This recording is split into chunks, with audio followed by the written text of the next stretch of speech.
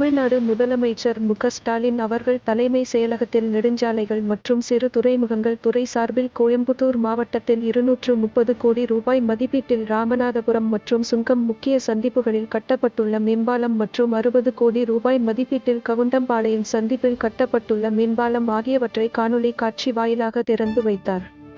அதனைத் தொடர்ந்து கோயம்புத்தூர் மாவட்டத்தில் ராமநாதபுரம் மற்றும் சுங்கம் முக்கிய சந்திப்புகளில் கட்டப்பட்டுள்ள மேம்பாலம் மற்றும் கவுண்டம்பாளையம் சந்திப்பில் கட்டப்பட்டுள்ள மேம்பாலம் ஆகியவற்றில் மின்சாரம் மதுவிலக்கு மற்றும் ஆயத்தீர்வைத்துறை அமைச்சர் வி. செந்தில் பாலாஜி அவர்கள் வாகன போக்குவரத்தை கொடியசைத்து துவக்கி வைத்தார்.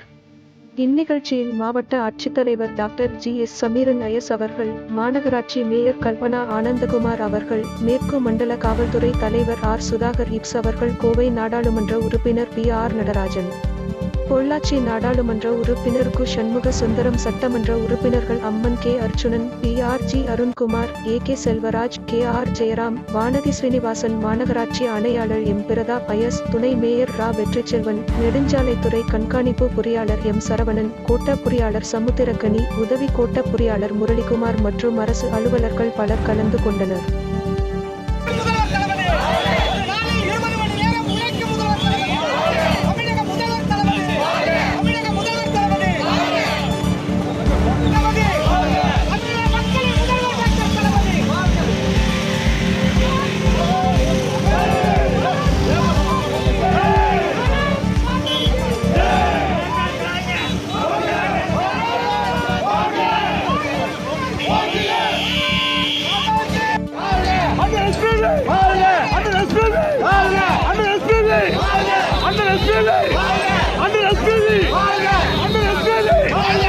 கோவை திருச்சி ரோட்டில் ராமநாதபுரம் சந்திப்பில் புதியதாக கட்டப்பட்ட மேம்பாலம் திறப்பு விழாவில் திமுக, அதிமுக, பாஜக கட்சிகளின் தொண்டர்கள் ஏராளமானோர் கலந்து கொண்டு போட்டி போட்டுக் கொண்டு கோஷமிட்டனர். அதனால் நீண்ட நேரம் கூச்சலும் குழப்பங்களும் நீடித்தது. இந்த பரபரப்பான சூழ்நிலைகளுக்கு மத்தியில் திறப்பு விழா கண்டது ராமநாதபுரம் மேம்பாலம் இந்நிகழ்ச்சியில் குறிப்பிடத்தக்கது.